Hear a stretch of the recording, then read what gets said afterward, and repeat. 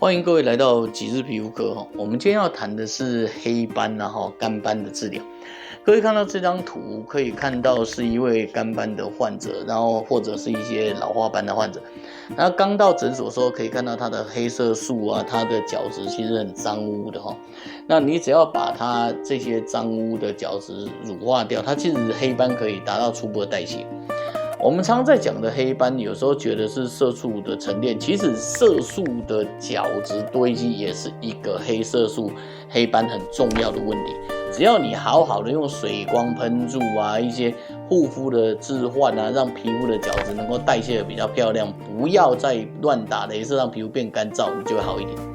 那你可以看到这上面有很多像我们经常讲的那个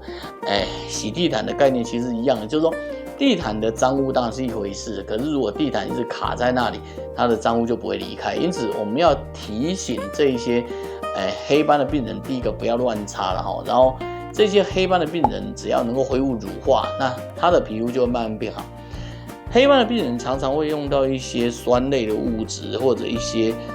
比较破坏性的行为，那这些人在来到极致皮肤科之前，其实往往皮肤都是黑斑伴随敏感，那我们要重建他的敏感肌，然后让他的敏感恢复正常，然后跟他的黑斑能够恢复代谢，这是很重要的。那如果各位懂，我们就请各位看接下来这个影片。所以我们这样说，就是第一个雷射其实可以到达某个程度，可是就可以说卡在那里。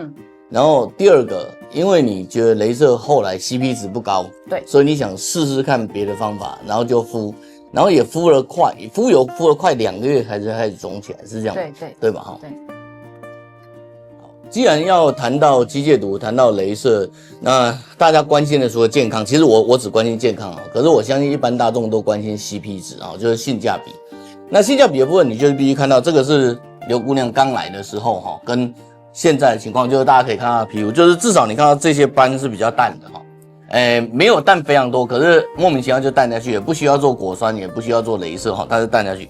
然后你看到当然很快乐了但是其实机械毒要告诉各位是它是一个自然代谢的过程，所以在快乐的时候你其实要有心理准备。一般来说差不多10到14天，它的皮肤就会因为感染有滋润，然后开始出现一些比较容易出现的自省现象那这个给各位看一下它整个的过程你可以看到一开始的情况还不错，然后慢慢的就开始红起来，这个是他自己拍的嘛然后到了这里就肿起来了。对，这肿，这已经肿这已经肿了那这就更肿了，对不对？然后第一段就变好，然后变好以后，你可以看到第二段又来了就是又变好，然后又肿起来，然后又变好，又再下去，然后又肿起来。可是肿起来有个特色，你会发现它每一次的肿起来，就你看到的话，它每一次的肿起来都越来越弱就是每一次的肿起来都会变得比较好一点点那这个基本上它的原理就是因为它是一个代谢嘛，那代谢这个东西就是你有它才会代谢，所以很多人会觉得说感染油会怎么样，其实感染油不会怎样，你可以去擦在你的手，你可以擦在你的脚，你可以擦在你的身上任何地方，那如果没有问题，它其实是不会代谢。那刚刚刘姑娘在讲的时候给各位看一下这是她一开始的样子嘛，然后肿到最上去，然后下来，这个是你肉眼看到的，可是带我们来看的是这样子你可以看到她脸上有很多很奇怪的荧光表现，然后后来会大量的冒出来，然后在剥落以后就变好。那这两张图肉眼上看起来很类似前后1跟4两张图看起来很类似，可是 actually 你会发现它的整个包括鼻子包括额头的白的情况慢慢的清掉。在50倍的部分我们可以看到的情况是这样，就是你可以看到一开始好像有纹路，然后有颗粒然后下面情况很清楚，颗粒就堵塞嘛，那这个其实是跟他之前擦的防晒有关。我们常常看到那种很强的常常擦防晒的，然后刚刚如果各位记得他的第二段的讲法，就是他的那个晒的情况，他的什么其实当你防晒晒得很凶的时候，你的角质代谢是有问题，那角质代谢有问题的情况下，你的黑斑其实也不容易离开，因此你做雷射只是把黑斑打掉，